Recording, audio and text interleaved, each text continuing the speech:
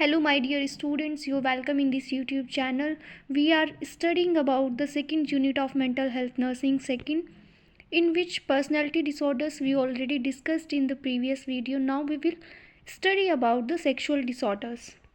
So first question है कि sexual disorder होता क्या है। जब कोई पर्सन अपने अनॉटमिकल सेक्सुअल ऑर्गन के साथ में स्ट्रक्चर के साथ में सेटिस्फाइड फील नहीं करता है या फिर सेक्सुअल अराउजल में उसको कोई इम्पेयरमेंट होती है तो उसको हम सेक्सुअल डिसऑर्डर्स बोलते हैं। नेक्स्ट है क्लासिफिकेशन ऑफ सेक्सुअल डिसऑर्डर। तो पहले हमें पता होना चाहिए कि जो हमने क्लासिफिकेशन किया है वो किस अकॉर्डिंग किया है। पूरे साइकेट्रिक में दो ही तरीके से क्लासिफिकेशन होता है, ICD-10 और DSM-5 या फिर 4। तो अकॉर्डिंग टू DSM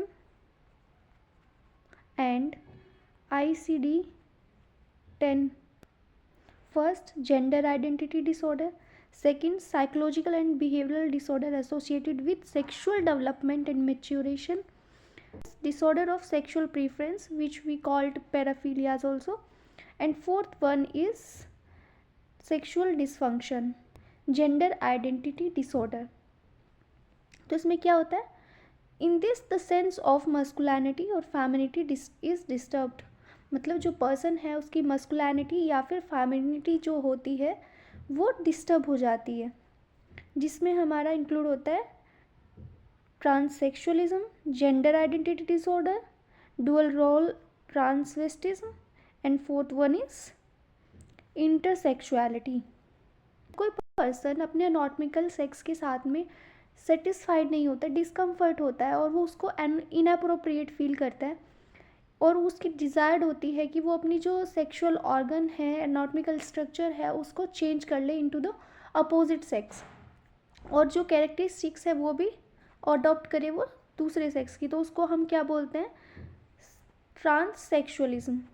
अब इसका हम ट्रीटमेंट कैसे कर सकते हैं, समझ में आया। ट्रांससेक्सुअलिज्म क्या होता है, जो पर्सन है वो अपनी अनॉटमिकल सेक्सुअल ऑर्गन के साथ में सेटिस्फाइड नहीं है, उसको इनअप्रोप्रिएट मानता है और वो उसको चेंज करना चाहता है। जो सेकेंडरी सेक्सुअल एक्टिविटीज़ होती है, कैरेक्टरिस्टिक्स होती है, वो उनको अडॉप्ट करना चाहता है अपने अपोजिट सेक्स की। ठीक है, तो ट्रीटमेंट में क्या होगा, इसमें हम फर्स्टली काउंसलिंग प्रोवाइड करा सकते हैं पर्सन को। अगर हमें लगता है कि काउंसलिंग उसके लिए बेनिफिशियल नहीं है, ठीक है, उसको कोई इम्पैक्ट ही नहीं कर रही है, then we will move for the SRS। ये क्या है, एक सर्जरी होती है, सेक्स रीअसाइनमेंट सर्जरी, जिसमें जो पर्सन होता है, जैसे कि फीमेल है कोई और उसको ट्रांससेक्सुअलिज्म हुआ है, उसको अपनी सर्जरी करानी है, तो फीमेल से उसको मेल बनाया जाएगा through the sex reassignment surgery. Gender identity disorder का क्या मतलब है यहाँ पे, कि जो पर्सन था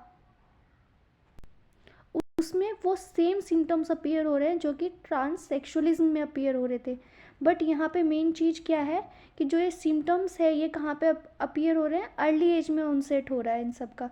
तो उसको हम बोलेंगे gender identity disorder of childhood.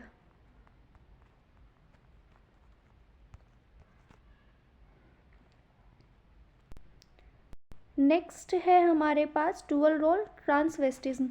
नाम से समझ में आ रहा है कि यहाँ पे क्या डुअल रोल है और ट्रांसवेस्टिज्म है। जो पर्सन है वो अपोजिट जेंडर के क्लॉथ्स को वियर करता है और टेम्पररीली वो क्या करता है, अपोजिट जेंडर को इन्जॉय करता है और उसमें कोई भी डिज़ायर नहीं होती कि वो अपने अनॉटमिकल सेक्सुअल जो स्ट्रक्चर है उसको चेंज करे। परमानेंटली वो अपना सेक्स चेंज नहीं करना चाहता है, जो कि हमारा फोर्थ पार्ट है इसका, ट्रांससेक्सुअलिटी। इसमें क्या होता है कि जो पर्सन होता है ना, उसके जो अनॉटमिकल स्ट्रक्चर होती हैं वो मिसमैच हो जाती है। जैसे कि अगर हम इंटरनल ऑर्गन और एक्सटर्नल ऑर्गन देखते हैं तो वो यहाँ पे क्या है, मिसमैच होते हैं। जो इंटरनल होंगे, फॉर एग्जांपल फीमेल में मेल के होंगे, ठीक है, उसमें सब जितने भी इंटरनल ऑर्गन है वो मेल के प्रेजेंट होंगे, और एक्सटर्नली वो अपीयर कैसा होगा, फीमेल। या फिर कोई हो सकता है इंटरनल ऑर्गन जो है वो फीमेल के हैं और जो एक्सटर्नल ऑर्गन है जैसे क्लाइटोरिस का साइज इंक्रीज हो जाना, वो किसके होंगे, मेल के होंगे। तो उसी को हम इंटरसेक्सुअलिटी बोलते हैं। तो यहाँ पे कंप्लीट हो जाता है क्या हमारा, आता है जो कि था जेंडर आइडेंटिटी डिसऑर्डर। अब हम पढ़ने वाले हैं सेकंड के बारे में, जो कि क्या है, psychological and behavioural disorder associated with sexual development and maturation. मतलब वो बिहेवियर जो कि एसोसिएटेड है, रिलेटेड है किसके, डेवलपमेंट के और मैच्योरेशन के। मेनली हमारा होमोसेक्सुअलिटी आ जाता है, ठीक है। इसमें होमोसेक्सुअलिटी का मतलब है जो रिलेशनशिप बिल्डअप होती है वो सेम सेक्स में पर्सन बिल्डअप करता है। जैसे कि फीमेल अगर होमोसेक्सुअल है, फीमेल एक फीमेल से अट्रैक्ट हो रही है तो उसको हम लेस्बियन बोलते हैं, और कोई मेल से अट्रैक्ट होता है तो हम उसको क्या बोलेंगे, गे बोलते हैं। और सम केसेस में ये भी देखने के लिए मिलता है कि पर्सन जो होता है वो बाइसेक्सुअल भी हो सकता है। क्या आएगा, डिसऑर्डर ऑफ सेक्सुअल प्रीफरेंस, या फिर उसको क्या बोलेंगे, पैराफिलियाज। पैराफिलिया जिसमें मतलब इसका मीनिंग हो सकता है कि वर्ल्ड ऑफ लव। फिलियाज का मतलब है कि कोई पर्सन है, उसका सेक्सुअल रिस्पॉन्स जो आ रहा है, अराउजल हो रहा है, वो किसके रिस्पॉन्स में है, किसी ऑब्जेक्ट के रिस्पॉन्स में आ रहा है, लेकिन वो क्या है, एक नॉर्मल सेक्सुअल अराउजल का पार्ट नहीं है, तो उसको हम क्या बोलते हैं, पैराफिलियाज बोलते हैं। सो फर्स्ट वन है हमारे पास फेटिसिज्म। फेटिसिज्म में क्या होता है ना, जो पर्सन अफेक्टेड होता है उसमें जो सेक्सुअल अराउजल होता है वो किसके रिस्पॉन्स में होगा, नॉन लिविंग ऑब्जेक्ट के रिस्पॉन्स में होता है, ठीक है। यहाँ पे देख लीजिए, नॉन लिविंग ऑब्जेक्ट के रिस्पॉन्स में होगा। जो कि ऑब्जेक्ट्स हैं वो एसोसिएटेड होते हैं हमारे ह्यूमन बॉडी के रिलेटेड, अंडर गारमेंट्स है, ठीक है, या फिर हो सकता है यहाँ पे सॉक्स, ग्लव्स, जो भी ह्यूमन बॉडी के रिलेटेड है उनको देखने से अगर पर्सन को सेक्सुअल एक्साइटमेंट फील हो रहा है और वो नॉन लिविंग थिंग है, ऑब्जेक्ट है, तो उसको हम क्या बोलेंगे कि पर्सन को वहाँ पे फेटिसिज्म है। ट्रांसवेस्टिज्म अब रिलेटेड टू किसके, अभी हमने पढ़ा था दूसरे वाला भी।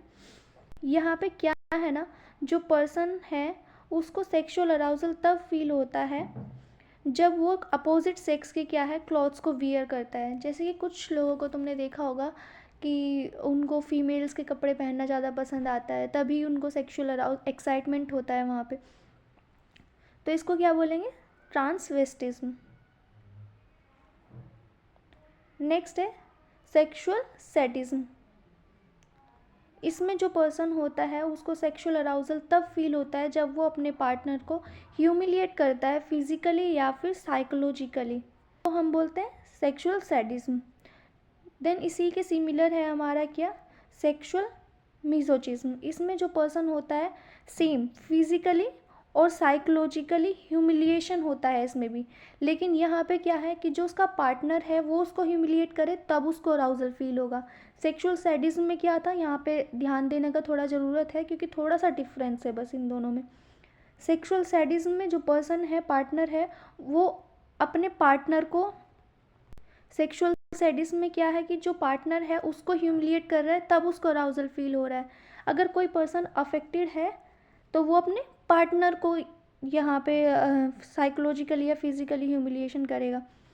लेकिन अगर बात करें मिजियोकाइम्स की, अगर पर्सन अफेक्टेड है तो वो अपने पार्टनर से जब ह्यूमिलिएट होता है तब उसको अराउजल फील होता है। यही इनका मेन डिफरेंस है। एग्जीबिशन, जिसमें नाम से ही तुम्हें समझ में आ रहा है, एग्जीबिशन का मतलब क्या होता है कि कहीं पे भी जाके हमें जो भी हम, जैसे तुमने 12th तक में भी पढ़ा होगा कि कोई भी अपने प्रोजेक्ट्स बना के ले जाते थे, साइंस एग्जीबिशन होता था और वहाँ पे जितने भी हमारे प्रोडक्ट्स होते थे या जो भी हमने मॉडल्स बनाए होते थे उनको शो करते थे, जो भी वहाँ पे गेस्ट आते थे, वो जजेस आते थे उनको।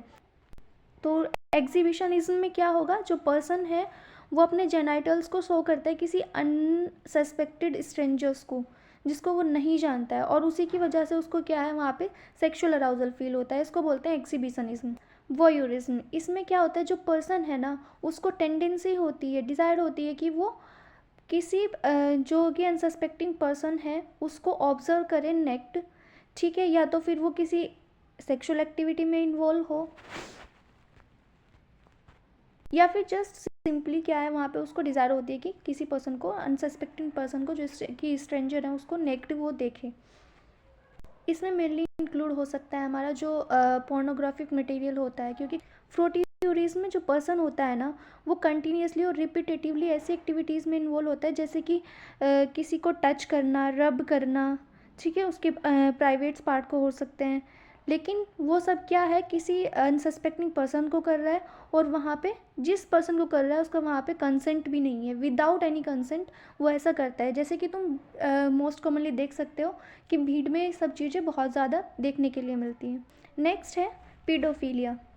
नाम से समझ आ रहा है, पीडो मीन्स चिल्ड्रन यहाँ पे इंक्लूड हो जा रहे हैं, क्योंकि यहाँ पे जो चिल्ड्रन, और यहाँ पे जो चिल्ड्रन है वो क्या है, प्री प्यूबर्टल है, मतलब अभी वो प्यूबर्टी से पहले अगर उन्हें सेक्सुअल एक्टिविटी में इन्वॉल्व करता है कोई एडल्ट, तो उसको हम पीडोफीलिया बोलते हैं।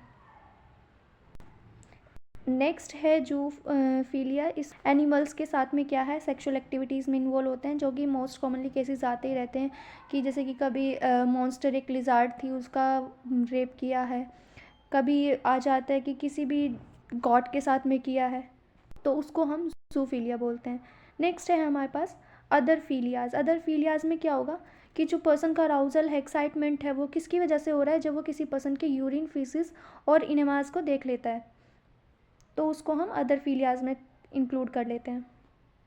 इन पैराफीलियाज में एक और होता है नेक्रोफीलिया।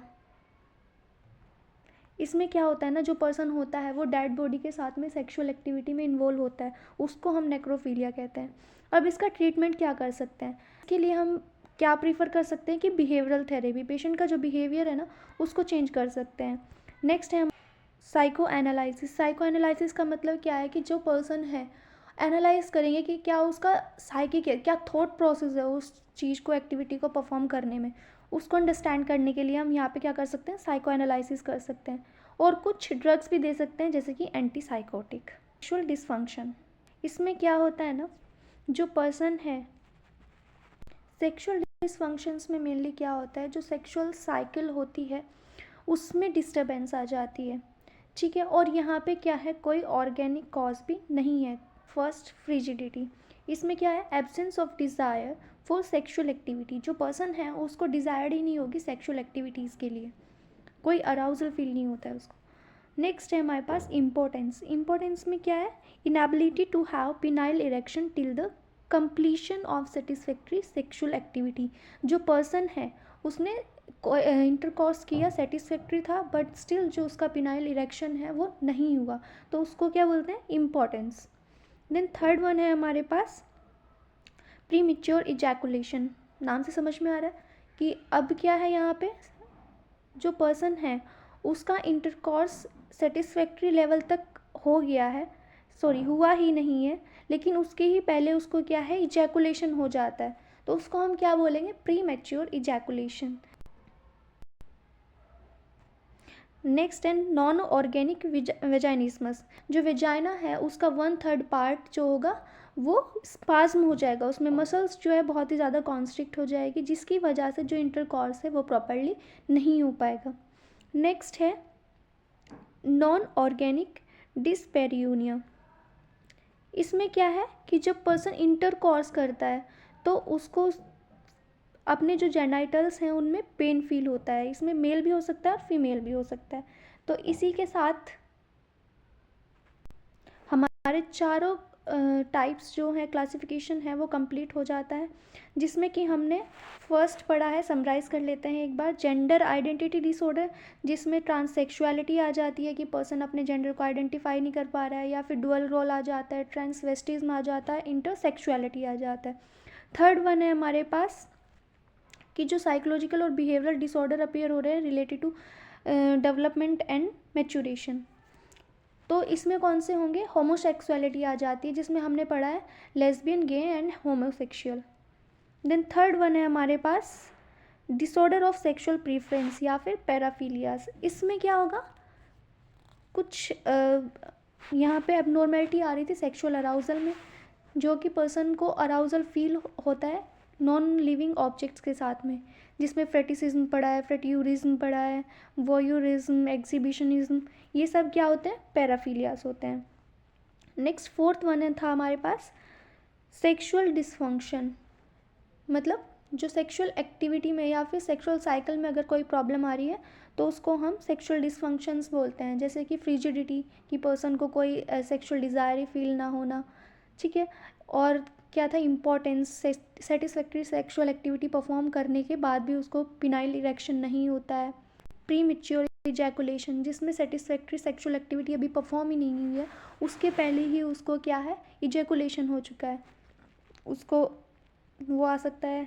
नेक्स्ट हो जाएगा नॉन ऑर्गेनिक वेजाइनिस्मस, जिसमें जो मेल होती है उसको जो 1/3 पार्ट होता है वेजाइना का लोअर, उसमें स्पाज्म हो जाता है, जिसकी वजह से कॉइटस में डिफ़िकल्टी होती है, प्रॉब्लम होती है।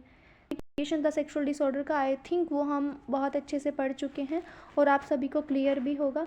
अगर फिर भी कोई डाउट है तो आप कमेंट सेक्शन में मुझे बता सकते हैं। I will try to clear that, and thanks for watching this video.